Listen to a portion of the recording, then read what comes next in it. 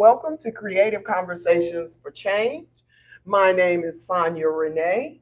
I would like to first thank TCB 5400 for allowing us to come in on this beautiful Tuesday night. They are closed, but they open up for me and for you so that we can have these conversations that will create change. Also, want to thank my sound guy, Anthony Kennedy. He is a sound tech, a musician, as well as a DJ. He got it going on, y'all. His music is phenomenal. You can find him on Instagram at anthony.musician. So today, ladies, we are going to be talking about singing my mama's blues. Now, when I started with my list of topics, I chose things that I felt like would be beneficial to every Black woman. I know that we have problems with sisterhood, so we discussed sisterhood and we discussed some of the concerns. Last week, we discussed the beauty of individuality, where we found out that we all have something to bring to the table, no matter how big or how small. We should be blessed to be a blessing and, just be there for one another. So today we are going to talk about the women in our lives and some situations that we've had with the women in our lives, whether it be, I initially wanted to start with mothers. So as I was thinking of mothers, I thought I'm an individual who had kind of a different life than a lot of people. I went into foster care at 15 years old. So I was thinking, during the time when I probably needed my mommy a lot for circumstances beyond our control, I was not with her. So there were a lot of things that I probably missed.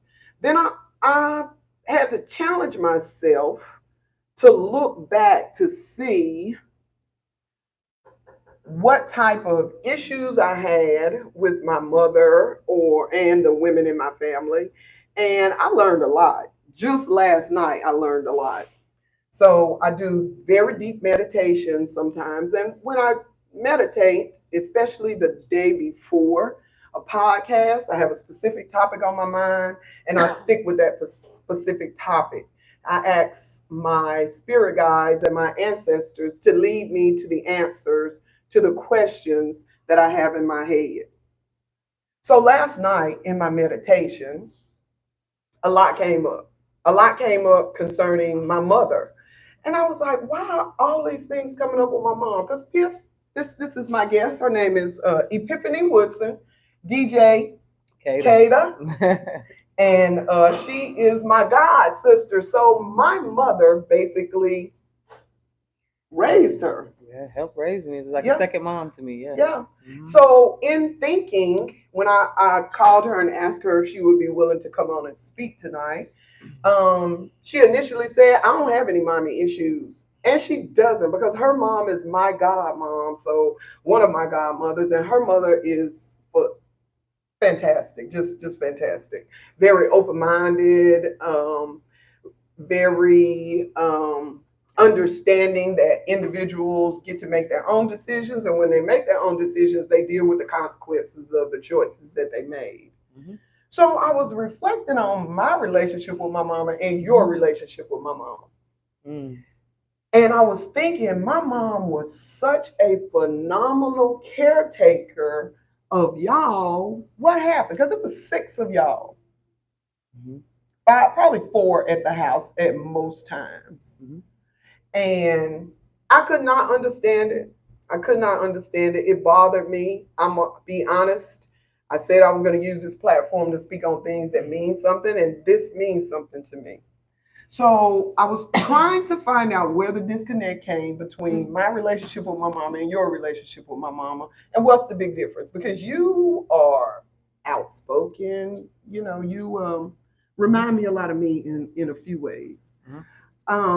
And then I realized the difference between that was y'all were not hurt and dealing with the trauma that I was dealing with. The trauma that I dealt with affected my mother because when I was 8 years old, I was touched by my uncle. Mm-hmm. Not my mother's brother, my father's brother. And when that happened, it happened on a Thursday. I remember everything came back to me last night, even the blue shorts and the yellow tank top that I was wearing. It all just rushed to me. And I was like, what happened? What happened was my mother had no idea that I had been assaulted. So as my behavior changed, she didn't know what was going on. She had no clue. That's not her fault. For decades I have blamed my mother for me being different when it wasn't even my mother's fault. It was the people who were watching me at the time that the incident happened that told me that I better not tell anybody. I'm not talking about the person that done it. I'm talking about the individuals that I was under their care during that time. And when I think back, it goes all back to that. I wanted to share that because I know that a lot of people have probably went through it, have probably dealt with it, don't know the ins and outs of the situation. Let me tell you why that's so important to me that it came to me like it did. Because I am able to step aside and say that my mother was not guilty of probably 80% of the things that I thought she was guilty of growing up. That situation made me a totally different mother, sister, a totally different person. And at 8 years old, that was a lot to handle. Mm-hmm. So I said that to say, if anybody else out there is dealing with such situations and you have not gotten a therapist, I do pray that you get a therapist. It is my wish that we can all be emotionally and mentally stable, considering, our past. We all have some different things that we've been through. And I just wanted to put that out there because I'm the person that's not afraid to tell what happened to me. For many, many years, I've kept it quiet because I was told and coerced by other people to be quiet. I'm no longer being quiet, and I'm glad that that's out. I will also say that my uncle that touched me is now deceased, and my father broke a cinder block over his back in protection. So Epiphany. Mm-hmm. You never went through anything like that because we always super, super protected you. Mm-hmm. And allowed you to grow up to be an individual without the constraints of excess trauma. And you're not a mommy, but you are an auntie. Mm-hmm. So shed a little bit of your experiences with women in your life. So I grew up with 3 brothers and 3 sisters. My oldest sister is deceased. She passed away of breast cancer in 2014. But I have a host of cousins, a lot of friends. I had a lot of basketball teammates. I was a basketball player pretty much all my life. So I've had a lot of strong, supportive women in my life. My mom has always been there. Been really close with my mom pretty much my whole life. And actually live with her. We live together now because I'm her primary caregiver as she gets older, just to be there for her and make sure that she's good. So as far I've always been blessed, and again, Joyce, who is Sonia Renee's mother, is my godmother, and so I grew up with her a lot as well. So I was blessed to have some really good women in my life, some really good leaders, some strong women, and some good guidance in my life from even female basketball coaches that I had that were very supportive and like mentors to me, from teachers to professors in college, things like that. So I haven't been through the things that Renee has been through, but I think that I have worked with people who have. Absolutely, that's a good point. I'm a program director for a company who provides services to individuals with developmental disabilities. But I've also worked in behavioral health with children who have past traumas, some sexual, some not, some abusive. But I have dealt with that quite a bit in my career as a behavior support and IDD professional, which IDD is intellectual and developmental disability. So yes, I have come into contact with it quite a bit. I know, some people close to me, some friends who have been through those things. And that's not to say that you can't heal from it. It's not. You're I've been right. through, I've been to therapy, and I've never been through through any of those particular things. But we all have some sort of trauma. Especially as women, we tend to be sensitive, emotional, and some things have been traumatic to us, and we don't even realize it until later in life. And it takes time, and it may take certain experience to uncover traumatic situations that bother us, and it may take a while before we realize it, and then are able to admit it, face it, and then do something about it. So again, just back to the question at hand of the women that I've had in my life, I've been super, super blessed to have the sisterhood, the motherhood from multiple mothers, not just my mother. Like I said, cousins, older cousins, even my little sister. I've had a lot of great women in my life who are still, doing well in their life, and even Renee's daughters are like sisters to me as well. I mean, it's a slew of us. It's a village. So I have been blessed to have some really good women in my life. Absolutely. Yes. So I'm glad you said about the village, because we are village people. Don't let the song mess up the message. We are tribal people, and it is very important that we understand that, because we develop as women based on interactions, and our interactions with other Black women should be put on the forefront. Sometimes I think, especially with younger ladies speaking with the older ladies to find out about experiences.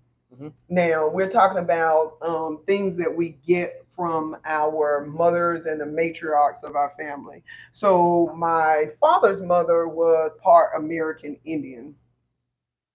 So she always told me, and I'm gonna tell y'all something, ladies, if you don't know, my grandmama said you only cut your hair on the night of the new moon, because your hair will continue to grow out. But she had things like that she said, the herbs and stuff that she wanted us to take, which coincidentally is the same route that your mom decided to take, a more holistic way of looking at things, and looking at things from a natural perspective to mend and heal the body. Right. So yeah, we definitely got that from the women in our family. Yeah, I mean, I know this is a podcast about women particularly, but my dad had a lot to do with that as well. Absolutely. My dad is Rastafarian and raised us vegetarian. My mom wasn't vegetarian before.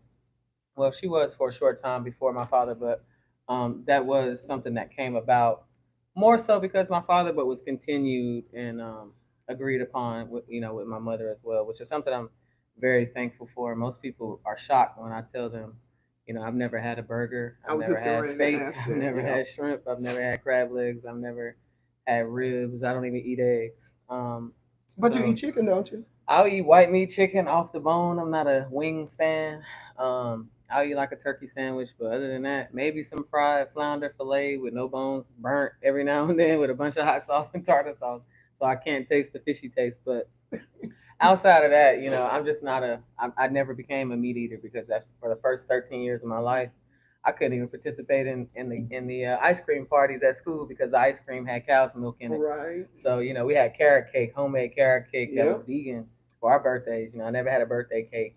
I never had a Christmas tree, because that's just not how we were raised. And it sounds like, wow, you've been deprived, but it's so much more meaning that I don't have to go into right now, because I don't want to go off topic. But it's so much more, so much deeper than that, especially as a woman, because your health and your foundation as a child growing up matters. Your health later on in life, will stem from your diet and the foundation that was built as a child. So, a lot of issues that I see Black women having health wise, I don't have. I don't go to the doctor much. I don't need to. I don't have. And I'm not bragging. I'm just saying that I'm thankful for what my mom, the path that she led us on, because it has helped me out a lot, especially as a professional athlete.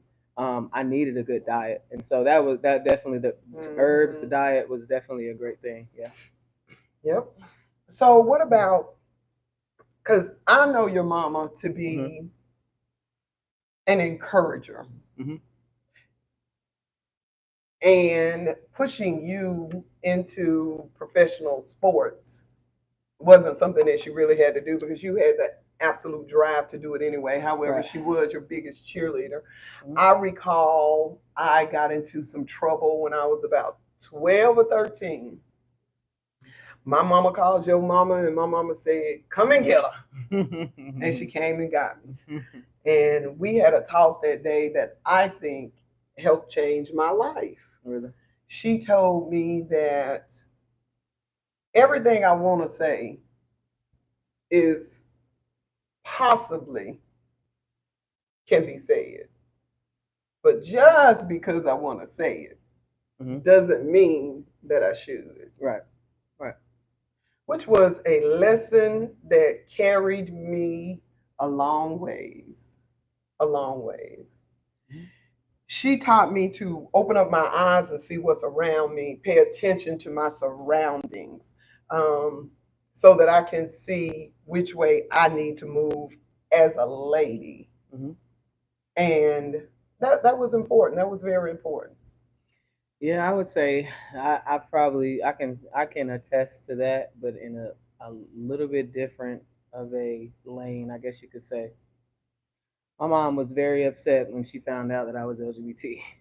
Very, very upset. And so in that moment I didn't feel encouraged, but I know it was now I know and I knew later on after that it came from a place of fear, her worrying about what people would think if I would, lose opportunities because of it. Because back then, I'll be 35 in March. This was 20 years ago, when she found out it was so taboo back then. Well, now it's all over the place and it's the norm.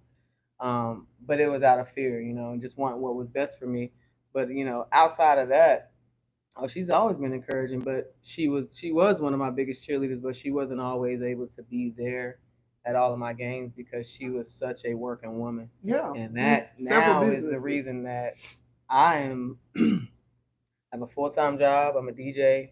I'm part owner of a restaurant. I've had a couple different businesses before that, small businesses, a juice business, a hookah business. So she's the reason why I've had multiple strands of income and always wanted to be self-employed or at least have the freedom within a job to be myself and to do something I love versus just punching a clock and not being happy. So same thing with my dad. Just self-employment has been a big thing and always has encouraged me to be the best I can be who I am, be who you want to be, the sky's the limit type of thing. I know that sounds cliche, but that has been, my mom's thing and my dad's thing and whatnot. So I'm very appreciative of how my parents raised me and how my mom specifically, and just speaking to what you're saying about how to be a lady. My mom always said, once she accepted it, she said that even if that's your preference, you don't have to carry yourself as a man. You don't have to want to be a man to have a LGBT preference. And to this day, I'm glad that she wasn't encouraging me to carry myself as a boy or act like a boy because I don't. But my preference and just me naturally being me has allowed me to be a lady, but still have a preference and still be a boss in my own right and not be discriminated against for it because I'm very loved and very admired in the community. And I just stand up for people who are doing the right thing and who are being themselves naturally and unapologetically. So definitely appreciative of the people around me, the women around me who have accepted me for who I am, including sisters, aunts, cousins, all of that. So yeah, okay, that's about it. All right. So your grandmother, Miss Woodson, is how old? 95 as of January 13th this month. 95 years old. Miss Woodson is one of the most beautiful women I have ever encountered. She has a majestic air about herself. Right. Now, as her being the matriarch of the Woodson family, what would you say is the most valuable thing you've learned from her? Wow, that's a good question. Ooh, that could be a lot. I would say love for family. My grandmother was in foster care almost her entire life. She had been, I believe, in over 20 foster homes. She never was with her mother. But she has I can't even remember the number, but it is close to 100 between grandkids, great grands, great great grands. It's a lot of us. She has a lot of family, and she is the matriarch of a lot of people. And that's one thing that my dad always tells me that she wanted was a family. She just because she never had her real family. So just love for family has been one of the biggest things, and just love for people in general. She's nice to everybody. She's kind, but she loves her family, and so I'm a big family person too. You know, most people ask me, why haven't you moved out of Charlotte? You know, why don't you move here, move there? And my answer always is, I want to be close to my family. So We that's eat our why, fried fish yeah, Saturdays in the summertime and our yeah, jerk I chicken love days. being near my Yeah, family. So yeah. that's what I learned from my grandma the most is love for family. Now, when I think about my grandmother, I think about Mama. When I think about Mama, because I had a few grandmothers. So when I think about Mama, I think about her love for people and her love for feeding people. So when I think of both of my grandmothers were like that. My dad's mom, my nanny, she would feed people off the street.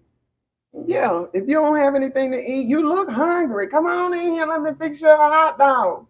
So I think I definitely got a double dose of that because of my desire to feed people and give people comfort food and help people to, that it's just something about food in a situation that makes the situation to nourish themselves and feel good about themselves. Yeah, exactly. Sure. So also the love of flowers and the earth. Today I went outside and I done what my grandma used to always tell me to do, put my feet in the dirt. And it was cold outside, but I put my feet in the dirt and it just felt so grounding. Really. And it really did. Yeah, it's called grounding and it's just for that. Yeah. Yeah. Now, you're not a mother, but you are an auntie to how many? 21 nieces and nephews, yeah. 21 nieces and nephews. And what is your desire? What impact do you want to have on their lives as a matriarch in the family? Because you absolutely are. You're the one everybody comes to. What I want for them is to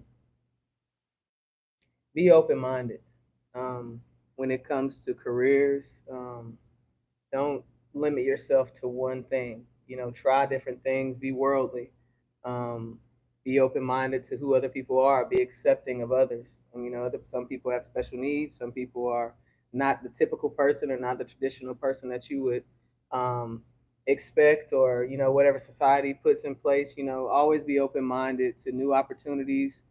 You know, be willing to network with people who are different from you, who may look different from you, who may have had different experiences than you. And then with being open-minded is you give yourself an opportunity to learn people. I study sociology, so I study people. It's pretty much the study of people. So just giving yourself the opportunity to grow with an open mind.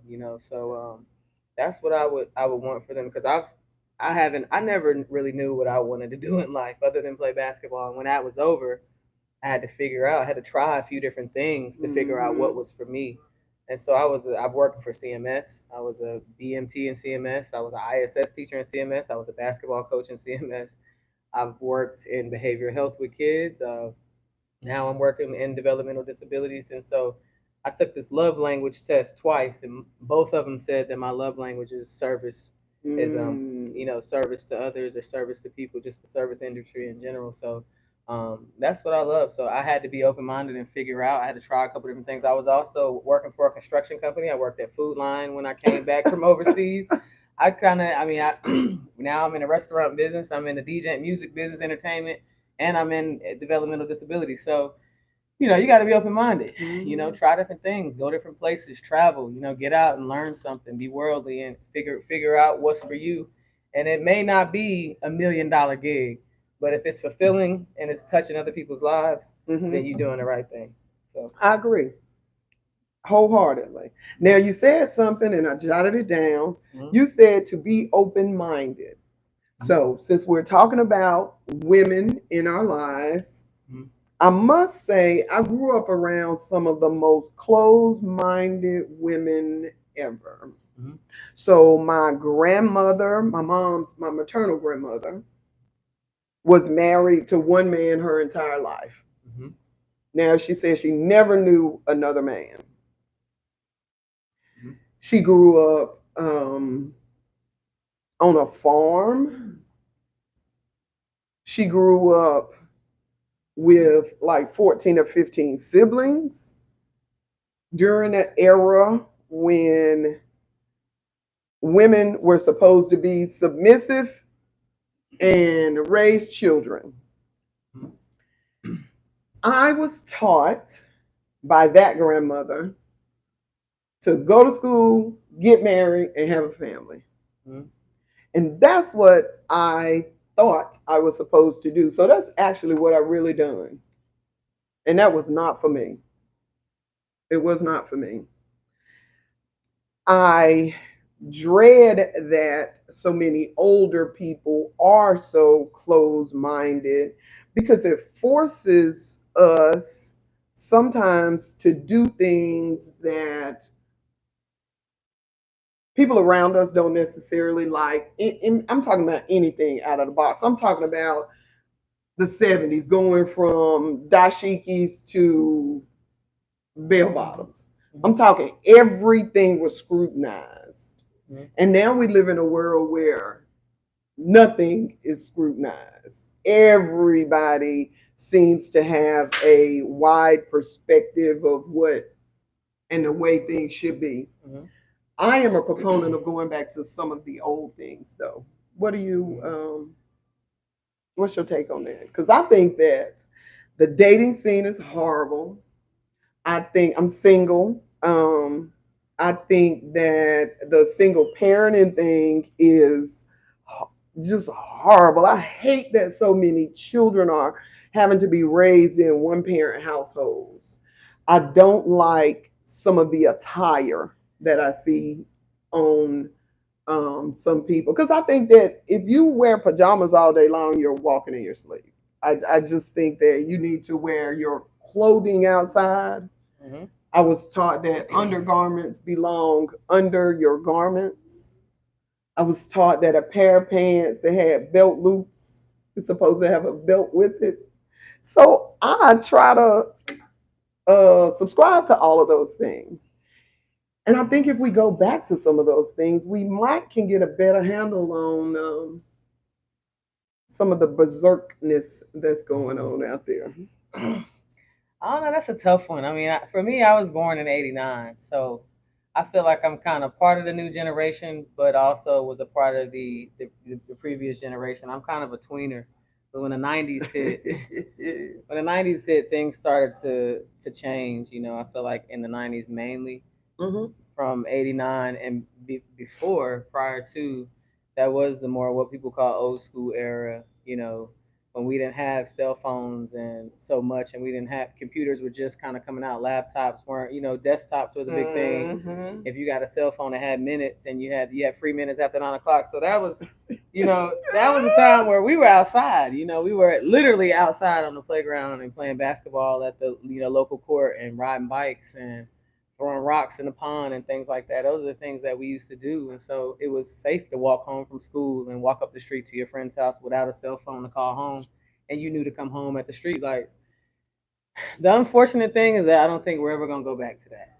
The world has changed so much. Technology has become so advanced. There's so much content out that's influential on kids. The school systems have changed. Rules have changed. So much has changed. And so I think the best thing is for those of us who still have a lot of teachings from that generation to do all that we can to spread positivity and to teach the kids that we do touch. And that's why I said it's so important to touch kids' lives just and be open-minded to multiple perspectives. Don't just think that Instagram is what the world is, because it's so much more out there than that. America is one thing, but if you go to Europe, they're not doing what we do here. Exactly. They don't eat what we eat here. I've been over there. If you go to Jamaica, that's a third world country. you'll humble yourself going over there because they don't have what we have. They don't dress how we dress. They don't That's have right. gold and all those types of things.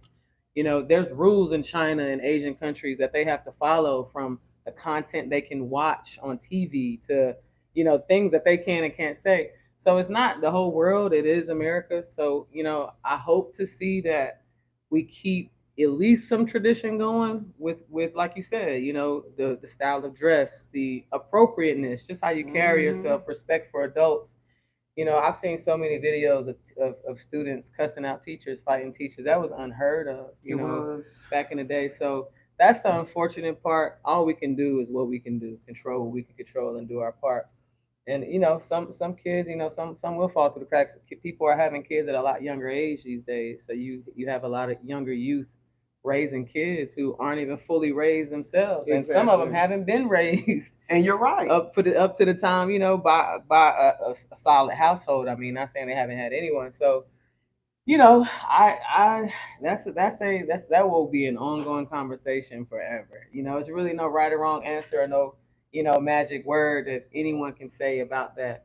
And that's why you got to be open minded, you know, and be willing to be be comfortable being uncomfortable, because you may have to have those uncomfortable conversations and try to spread the light on those things, and you may not be heard all the time. But like I said, all you can control is what you can control, and do what you can do. Okay, I'm glad you said that exactly the way you said that, because you said that's probably going to be an ongoing conversation. Because the world is forever evolving. The world forever developing. It's never going to stop developing. I understand that the world is developing, forever changing, and it's forever changing, and we always have something new to look at. But in the things that we are looking at, I as a 55-year-old former single parent, can look at a lot of the things that are going on and say, you can definitely tell we don't have any more big mamas. You can definitely tell that the structure of our entire families is changing. I was watching Judge Joe Brown the other day on, I forget what it was on. Anyways, he said he had 5 generations come through his courthouse. And the grandma was like, the great great grandma was like 56 or 58. Yeah, 5 generations. Yeah. Well, a lot of things, including the cost of living, has went up. You know, inflation is a thing. So people are in survival mode a lot, I feel like. So, you know, there's a lot of stealing, there's a lot of killing, there's a lot of robbing, you know, things like that. I mean, you could equate it to a million things, you know, of why these things are happening. Like I said, people are having babies younger now. You know, fathers are younger, mothers are younger, which means the grandparents are younger. You know, so you don't have a lot of grandparents that are going to be from the 60s and the 50s and the 40s. A lot of grandparents were born when some grandparents are my age. You're right. Know, 35, 40. You're right. So the generation is getting young. Generations are getting younger. And so they're all that they can act on is what they see and what they know. And what they know is the content that is put out for them to see. So they learn from that. You know, so I mean, like I said, it's hard to it's a great open topic. I wish there was more people to chime in on that, because I'm not a mother, I'm not a parent. So but I've worked in the school systems, but I haven't witnessed and dealt with parenting firsthand. You know, so that's hard for me to speak on. And you know, I just want what's best for our youth. I want them to be safe, be who you are, but be safe doing it. You know, and try to make the best of your life while you have it. So one of my biggest mommy issues was I felt like my mother was in the house, but I felt like she was an absent parent. I started cooking when I was about 4 years old. My mom worked second shift. She woke up one morning, she smelled bacon and eggs. I was cooking on the gas stove. She went back to bed. I started cooking that day, and I've probably been cooking almost ever since. Now, my mother worked second shift, and at that point, she was a single parent. So me taking over cooking was a good thing. I love to cook. It was no problem. I knew how to operate the stove and everything. So she never had a problem with it. What I see a lot of is Black women not being able to stop, having to constantly keep going and keep going and keep going, and not being able to give the attention to those things that may necessarily need attention, like checking your child's phone. I just feel like the matriarchal duties are going undone. And that's my thought process because I deal with I don't work with kids now, but I have a lot of people who have kids, even some that ask me to speak to their kids because of what I went through and knowing that I'm gonna shoot it straight from the hip. Well, what do you think is causing that? When you say the matriarchal duties are, they don't have time. We don't have time. Yeah, because we are doing too much, because we have our own set of issues that we got to deal with. And I think that we need to step back maybe and reprioritize. So are you saying that you think the absence of fathers is contributing to that? Oh, absolutely. I absolutely think that, because what do you think causes the absence of fathers? Having children by people you don't know. Okay. I talked to too many people that met their child's father and was pregnant within the first 3 or 4 months. Okay. That's too soon to be having unprotected sex in the first place. Mm-hmm. And then when you have that situation, you realize somewhere along the pregnancy maybe, or even after the pregnancy, that you don't even like each other. And so the mother is dealing with the child of a man who she probably really don't even like. And he don't even really like her. Which makes me think of the situation I grew up in, because I know my mama didn't like my dad, and she said it every day. Well, I think not in men's defense, but just to be fair. Again, this goes back to being open-minded. It takes two to make a child, right? It does. It takes two people, and I'm talking consensual. I'm not speaking of anything outside of two people who are agreeing on that. Mm-hmm. I always hear so much about women empowerment, but you don't hear so much about men empowerment. You hear about single mothers, but we don't mention single fathers. Right. Mother's Day is a huge deal. Right. Father's Day is a little bit more quiet. Right. So, in all fairness, I don't like to just put it on absence of father, because there's absent mothers out there too. Absolutely. And I don't like to just say that men are the reason why these kids are this, or men are the reason why, people always say these boys need their father. Sometimes women get in the way of fathers being fathers. Girl, you ain't got to tell me. You gotta be fair and gotta look at the bigger picture and be open, not to just women being victims of being single parents and fathers not being there and whatnot.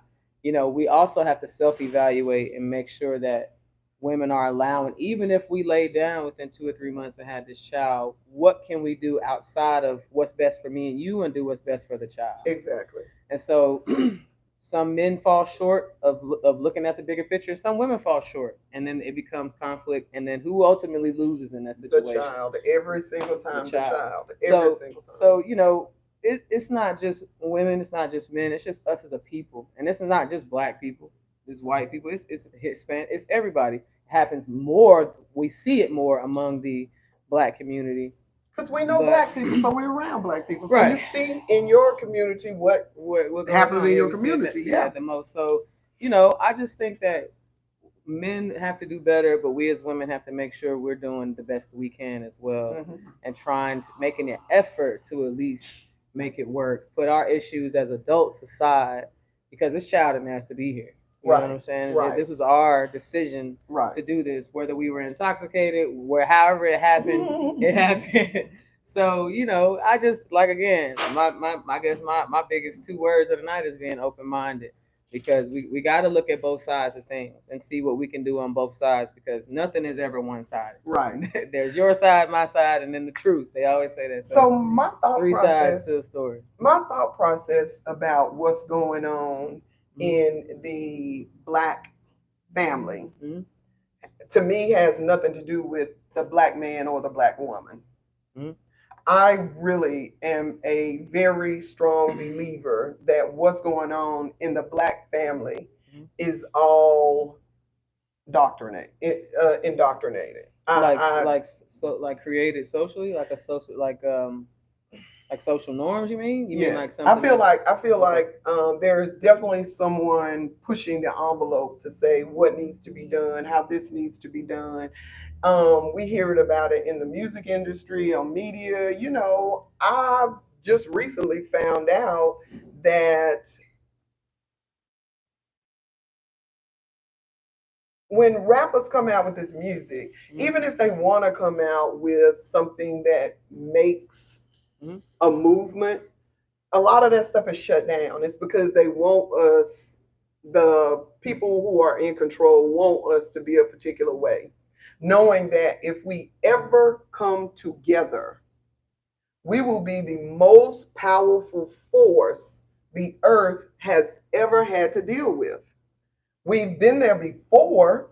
We had technology, we had books thousands of years before Europeans had books. We had Timbuktu. We had, so many valuable things have come through. Let me rephrase that. Everything has come through the Black woman, because we are the creators of everything. We're the creators of all mankind. So being the creators of all mankind means that we had a hand in the creation of everything. With that being said, I do think we need to stop and look at some of the things that worked in the past. And I feel like even though times are changing and there's all this technology that we have now, being a parent, the responsibilities of being a parent haven't lessened. They've actually increased. Oh, absolutely. And I can only speak as a Black woman because that's what I am. My heart goes out to Black women that have a lot on their plate: children, grandchildren, grandparents, work, a spouse, the in-laws, all of it. I do think that it's time for us to take a step back and look at it, not for where the errors came in, what caused it, or whatever. What we need to be doing is trying to figure out how to fix it. Black women have always had a lot of responsibilities, though, from way back in the times that you're talking about. That's true. They were responsible for cooking, house cleaning, having babies, taking care of this, taking care of that. So that's a traditional thing. I think we're built for that. That's what we know. I think that we're capable of doing that. I don't think it's always a bad thing. I'm not saying that it's okay to be overwhelmed, to be stressed, but I just think by nature we're multitaskers, and we have abilities that some men don't have. As a woman, we're blessed with certain abilities that other people don't have, especially Black women, because if you look at history, it hasn't always been easy for our race. So we stay behind the eight ball sometimes, and we find ways to work through it and get past it, and that's why we're so celebrated when we accomplish things, because we're not always expected to, especially when we have a lot of odds against us. So, and we're the minority. So, I when you say your heart goes out, I feel you on that, but I think it should be something that's celebrated, because women have been successful at multitasking. Oh yeah. My mom had six kids and a household and had to work multiple jobs. And my dad, so look at my mom. She had a husband, she had a house, she had kids, she had grandkids, she had church obligations. Cooking. Multitasking. Yeah, but that working wasn't set in stone for her. And I'm not saying that women don't need to work, because I love working. I love doing what I do. So I'm definitely not saying that. I'm just saying that I feel like we have too much on our plate sometimes. Not me personally, because my children are grown. Yeah. My grandson is 6. Yeah, So, sometimes, but I'm not disagreeing with you. I'm not disagreeing with you. It can be a lot. I mean, I don't have kids, but I do have a mother that I'm here for. I do have nieces and nephews, that look to me at least sometimes for different things. I have to be there for their accomplishments, their birthdays. I have friends, I have businesses, so there is a lot to juggle. And then me being the giving and service person that I am, when others are going through things, I always want to be there. And sometimes you built to multitask, but we should not be in survival mode all the time. I think we're in survival mode. I think kids are in survival mode. I know black men are in survival mode. I know. Yeah. Yeah, we are. And again, like I said, even more now than ever, it seems because it's not easy out here adulting. It's not easy. Not easy adulting. No. Not easy. So for anybody. But yeah, that's why, I always encourage people to have multiple strands of income, because you need a backup. And you're right. You need a backup. Talking about working, I remember one time I was working 4 jobs at the same time. I woke up one day, I was like, I know I'm supposed to be at work today, but I don't know which job I'm supposed to be at. And Ayana had to come to me and say, no, mommy, you took a weekend off, remember? And I mean, just going. Yeah. Women figure it out, though. We do figure it out. We don't want to figure it out. We don't want to, but you're capable, and that's we what are you're used capable to, of so doing that's naturally what you do. It is naturally because my mom said something to me that I'll never forget, and she said, before you are anyone else's child, you are my child. Before you're your dad's child, before you're your brother's sister, before you're a cousin, before anything, before you're anybody else's child, you're my child. So with or without your father here, whether he's here or not, you're my child and you're my responsibility before anyone's.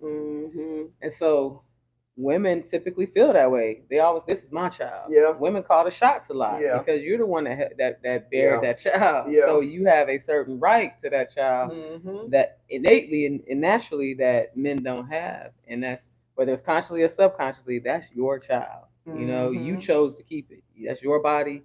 You chose to let that child grow, and you would give birth to that child, because there of course have been traditional options of not having a child. So as a woman, if you're gonna decide to have a child, you gotta understand this is gonna be my child first. Whoever's around, great. And you're but right. Ultimately, with or without the world, I have to make sure that this child is good, because this child is mine. Right. So I think that also just comes with women. No, I'm gonna have to figure it out, because I can't leave my child hanging, no matter who else does. It's my child. I know that's right. Yeah. So it has been phenomenal talking to you. I have thoroughly enjoyed it. Yeah, I enjoyed it too. Sitting here, I'm gonna reflect back just a moment. Is that sometimes I'm gonna go back to what I said. Sometimes what we think are mommy issues may not necessarily be mommy issues. I want us to take some time to stop and think, reflect upon those things that have us stuck in a box, those things that keep us from moving towards our dreams. It's work. It's hard work. It's a lot of work, but it is so worth it. The things that come up in my therapy, my therapist, let me give a shout out to my therapist. Her name is Chanel Bowen. She is at Inner Renovations, and she's phenomenal. She's helping me with my shadow work, and I suggest everyone because in reflecting back, the 55-year-old me understands the 8-year-old me had no idea what was going on in that entire situation. But the 55-year-old me has been able to stop, look at the situation, and totally remove myself from the situation. I was told not to tell something, and everything that happened in that whole situation was incorrect. but I was able to learn from it. I've been able to grow from it. I've been able to share it with other people because I want other women not to feel bound and all of that, get depressed and all of that stuff that goes on with it. So if you are a Black woman and you are listening, I want you to please take some time for yourself, take some time to meditate, take some time to do inner renovations, think about you, work on those things on the inside that you know you need help with. Then you don't have to worry about other people's judgment because you know that you're working to make yourself the best you that you can be. And that's what's most important, is getting beyond this trauma, moving on, and enjoying life. We were made to have abundant life. And the women in our lives had to deal with the things that the women in our lives had to deal with. And we are now women, so we understand. Let's give grace. Let's be kind. Let's be loving. And let's let our wisdom be reborn. Thank you.